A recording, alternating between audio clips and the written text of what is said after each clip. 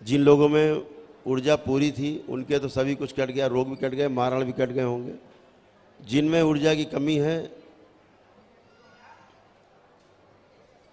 रोग हैं उनके, उनमें और परिवार के लोगों में, और तमाम लोग जुड़े रहते हैं परिवार के। आप संकल्प करते हो कि 8 लोग, 10 लोग, 6 लोग, 5 लोग, 14 लोग, 20 लोग, ऊर्जा की कमी रहती है। ऊर्जा तो उतना ही है, भोजन उतना ही बंटना कई लोगों में है। तो जब ऊर्जा कम रहती है तो वो नहीं कट पाते हैं। आप देखते हैं अगर हम ज़बरदस्ती करके काट भी दें तो आप देखते हैं 2 ही 3 4 घंटे बाद मृत्यु होने लगती है, बिल्कुल शरीर से प्राण छूटने लगते हैं, क्योंकि ऊर्जा होती नहीं है। और मारण एक अपने आप में शक्ति है। मारण के बारे में शायद आप में कुछ भ्रांतियां हो तो दूर कर लें।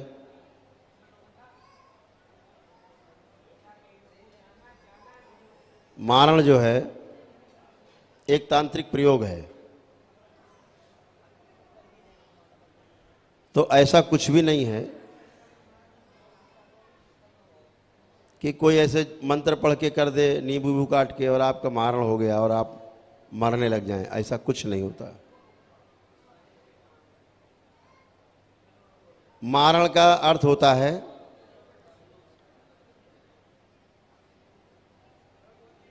कि जैसे किसी व्यक्ति ने आप पे मारण करने की कोशिश की, कोई मान लीजिए तांत्रिक है,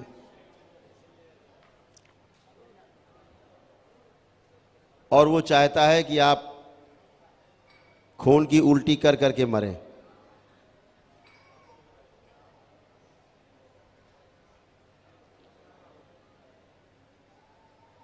तो वो इस तरह का कोई शक्तिशाली प्रेत ढूंढेगा कि जब वो जिंदा रहा होगा, अपने शरीर में रहा होगा, वो प्रेत योनि में आने से पहले, तो खून की उल्टियां कर करके ही मरा है।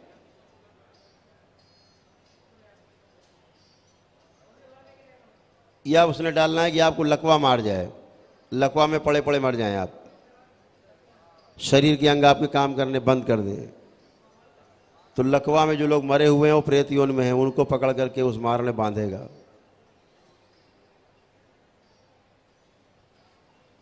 या आत्महत्या कर चुके लोग, ऐसे लोगों को बांध देगा उस मारण के तंत्र में।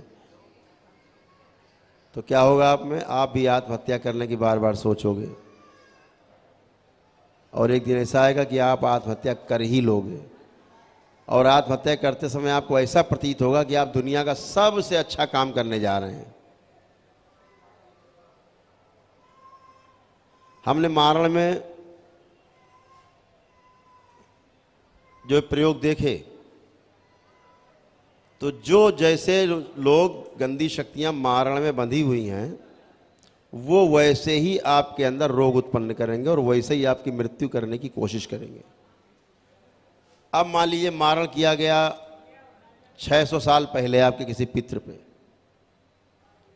तो क्या होगा, उस पितृ की, जो पितृ था आपकी, उसकी मृत्यु हो गई, खून की उल्टी से हो गई, या लकवा में मर गया, या आत्महत्या कर ली मारण के प्रभाव में। तो क्या होगा, वो उसी मारण तंत्र में वो पितृ बंध जाएगा, उनका गुलाम बन जाएगा जिन्होंने मारा है उसको। तो अभी 3 थे, अब हो गया उसमें चौथा, 4 शामिल हो, अब 4 लोग हो गए। अब परिवार के दूसरे लोगों पर ये मारण काम करेगा।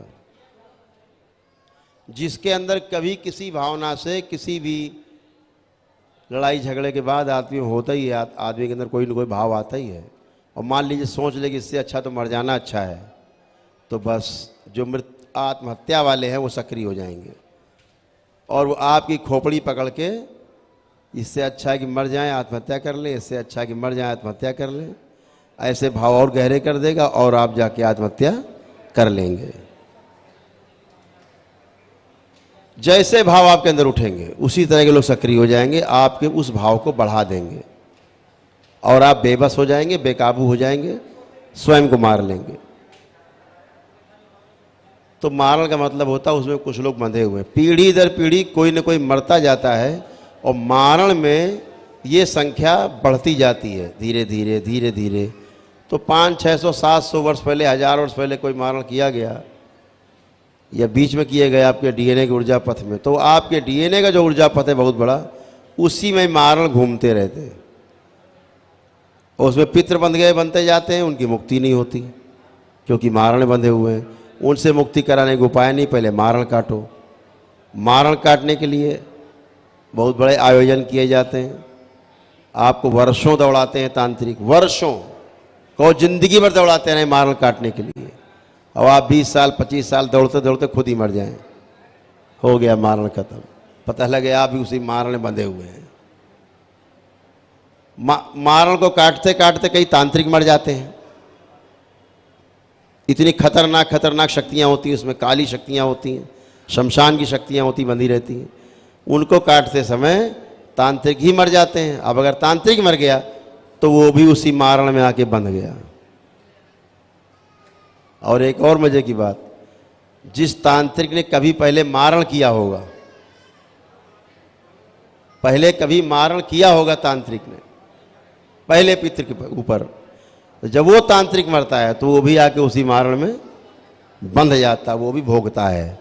ऐसा मत समझो कि तांत्रिक करके वो निकल लेगा कहीं। प्रकृति के नियम बहुत सच्चे, बहुत कड़े हैं, एकदम क्लियर है।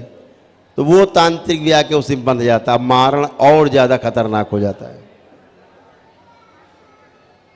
तो ये मारण जब तक आपके डीएनए के ऊर्जा पथ में रहता है, आपको रोगी उसके अंदर है तो आपके अंदर रोग बन जाएंगे, खूंखार है तो आप खूंखार बन जाएंगे, घर की सुख शांति में उठापटक करने वाले हैं तो बच्चों की बुद्धि खराब कर देंगे।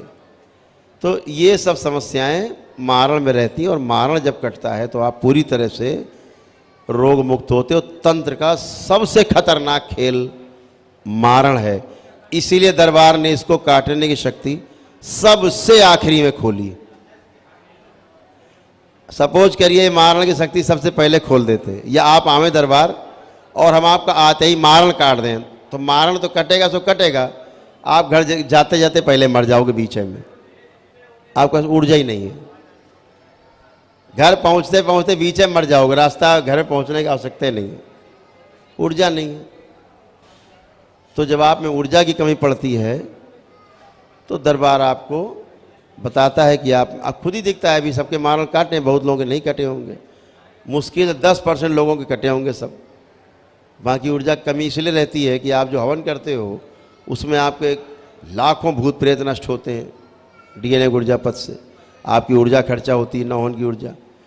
तमाम पितृ दुष्ट होते हैं, निकाले जाते हैं, संहार होते हैं। अच्छे पितरों को मुक्ति दी जाती है, उसमें शक्ति नष्ट होती है। आसुरी शक्तियाँ तमाम नष्ट की जाती हैं, उसमें शक्ति खर्च होती है। तमाम तंत्र मंत्र किए जाते हैं, वशीकरण किए जाते हैं, उच्चाटन विकर्षण विदेशण होते हैं, उनको काटने में शक्ति जाती है। तमाम मुल्ला मौलवी दरबार में जुड़े होते हैं, उनको काटने में शक्ति जाती है। गुरु परंपरा आपको खा रही होती है, आपकी जो गलत पूजा पाठ आपको खा रही होती है, उसमें काटने में सब ऊर्जा जाती है। आपके नौकरी रोजगार व्यापार को ठीक करने में ऊर्जा जाती है। तमाम रोग आपके कष्ट दूर करने में ऊर्जा जाती है, ख़त्म होती है, नष्ट होती है। तो आपकी एक बड़ी ऊर्जा खर्च हो जाती है, जो न होना आप करके आते, बचती नहीं। समझ पा रहे हैं आप? अब रह जाते हैं आपके शरीर में जो बन जाते हैं रोग, स्थूल रूप से रोग बन जाते हैं। ये रोग काटने के लिए और ये मारण काटने के लिए ऊर्जा आपके पास कम पड़ जाती है। इसीलिए आप आते हो कि आप हम लोग गुरुजी हम 9 लोग हैं हवन के पुण्य में, हम देखते हैं कि 2 लोगों के काटने भर की ऊर्जा है, 3 लोगों के काटने भर की ऊर्जा है, तो एक की छोड़ देते हैं, 2 लोगों की काट देते हैं। क्योंकि तीनों की काट दो तो आपका एनर्जी का बैलेंस हो जाएगा 0, और मान लीजिए कोई झटका आपको आया कहीं से बाहर से बड़ा, तो आपके पास बचाव करने के लिए कोई ऊर्जा नहीं, कोई एनर्जी नहीं है, न रोगों के लिए न आसुरी शक्तियों के लिए। तो जब आप ऊर्जा वृद्धि का हवन करते हैं, ये आरोग्य का हवन करते हैं, तो आपके पास एक बड़ी ऊर्जा खड़ी होती है, और आप उस ऊर्जा से आपकी सब गंदगी जाती है, सारे मारण कटते हैं, सारे रोग कटते हैं, गंदगी जाती है, और ऊर्जा भी आपके पास बनी रहती है आगे लड़ने के लिए। तो ये एक व्यवस्था है, और व्यवस्था में जो विश्वास करते हैं, व्यवस्था में जो भागीदारी करते हैं, उन्हीं को लाभ होता है। बाकी बातें आप करते रहो। तो दरबार के नियम पालन करने से आप सुखी होते, आपके पास सब अनुभव हैं कि आप नियम पालन करते हुए आए हैं, और आपके तमाम कष्ट और रोग सब गए हैं। जो थोड़े बहुत रह गए हैं अंतिम समय में, वो भी सब चले जाएंगे। ठीक है? तो अभी एक एक करके अंदर बुलाएंगे, तो माइक पे जो खड़े होंगे वो हमसे बात करेंगे, परिवार पीछे रेलिंग के पास खड़ा होगा, और वो अपने प्रार्थना करेंगे कष्ट और रोग नष्ट होने की, और जो मेरे सामने खड़ा अपनी बात बताएगा सबके रोग और कष्ट जाएंगे। जो मारण अगर रह जाएंगे तो बता देंगे, तो आप अपना ऊर्जा वृद्धि वाला, आरोग्य वाला जब भी हवन करें कर लेंगे। अभी आपके मारण और आपके जितनी गंदगी है वो स्तंभित है, स्तंभित रहेगी, घबराने की कोई बात नहीं है। जब भी आप आएंगे तब कटेंगे। ये ज़रूर है कि जब दरबार में कोई शक्ति नहीं खुल जाती है और आप में उससे संबंधित गंदगी होती है तो हिलोरे मारने लगती है वो, क्योंकि उनको भी लगता है कि हम भी हज़ारों साल से बंद हैं, हम भी बाहर निकलें इस पिंजड़े से। तो वो भी कोशिश करते हैं आपको लाने की या तंग करने की कि आप दरबार चलो किसी तरह से। तो घबराने की कोई आवश्यकता नहीं है।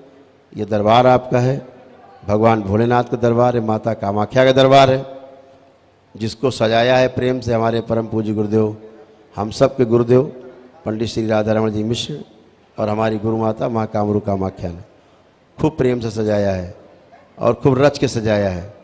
तो कोई यहाँ से जा नहीं पाता बच के, कोई गंदगी रुक नहीं पाती। जीत आपकी होती है, आखिरी में हर सूरत में जीत आपकी होती है।